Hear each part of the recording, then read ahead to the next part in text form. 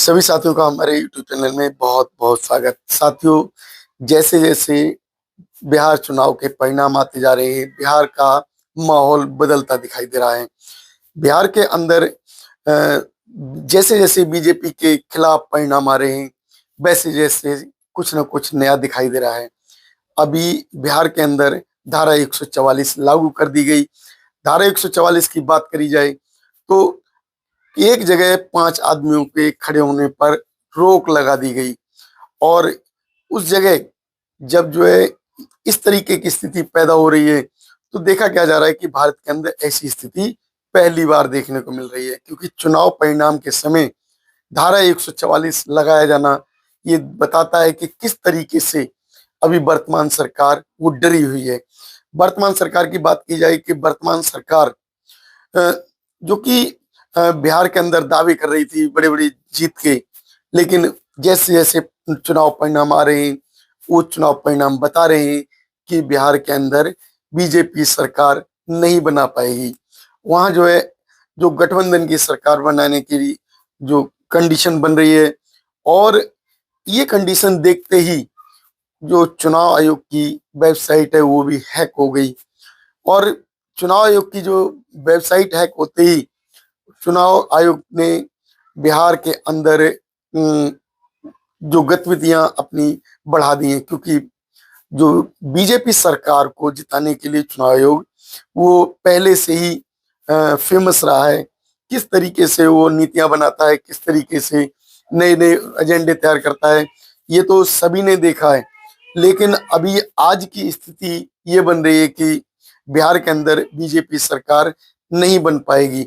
जो गठबंधन की सरकार है वो दिखाई दे रहा है कि उसकी सरकार बनेगी। किस तरीके से खेल किया गया है बिहार सरकार के अंदर, जो खेल किया गया था उसका परिणाम अब ये जो अभी के नतीजे आ रहे हैं उनमें देखने को मिल रहा है।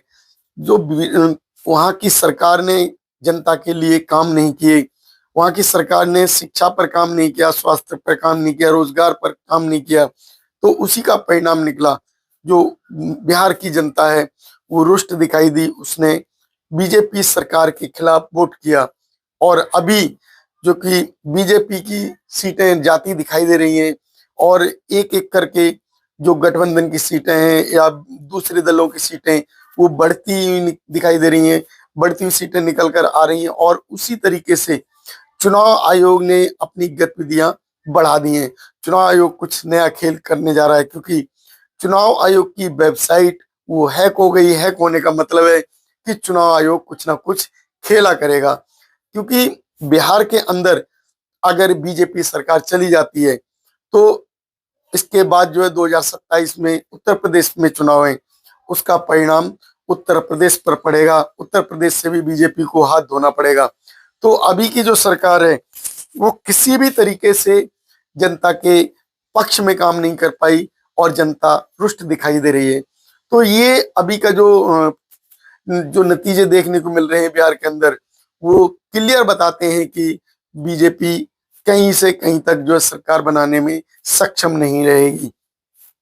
अब जो बिहार की स्थिति इस तरीके की जो देखते हुए, जो वहाँ मिलिट्री को लगा दिया गया है, भारी तादाद में सैनिक बल को वहाँ तैनात कर दिया गया है, जगह जगह जो पीसीआर गश्त कर रही है, जगह जगह वहाँ प्रशासन अपनी भूमिका निभा रहा है। और जो चुनाव आयोग की जो काउंटिंग स्थल है, उस काउंटिंग स्थल से 1 किलोमीटर तक बैरिकेटिंग कर दी गई, कोई एंट्री नहीं कर सकता। और किस तरीके से जो वहाँ माहौल बन रहा है, जो माहौल को देखते हुए जो बिहार का जो माहौल है वो विपक्षी दलों की तरफ जा रहा है। लेकिन चुनाव आयोग बड़ा खेल करने जा रहा है, क्योंकि जो अभी अचानक धारा 144 लगाया जाना ये बताता है कि चुनाव आयोग और वर्तमान केंद्र सरकार कुछ ना कुछ बड़ा करने जा रहे हैं। तो देश के अंदर जो सरकार काम भी नहीं करना चाहती है, और लोकतंत्र को भी खत्म करने की तरफ जा रही है। किस तरीके से देश के अंदर अभी जो माहौल बन रहा है, किस तरीके से जो बिहार के अंदर जो चुनाव को लेकर देखा जा रहा है।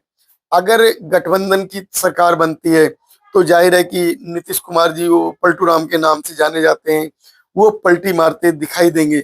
उन्होंने कांग्रेस के चाचा नेहरू को एक श्रद्धांजलि देते हुए भी सोशल मीडिया पर देखा गया है।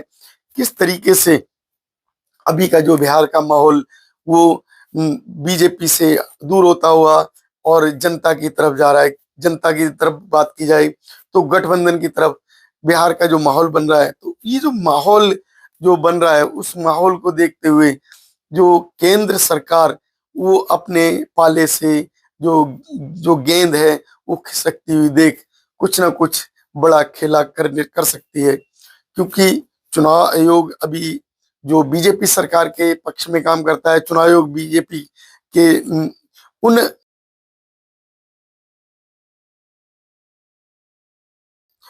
कार्य क्षेत्रों को दिखाना चाहता है।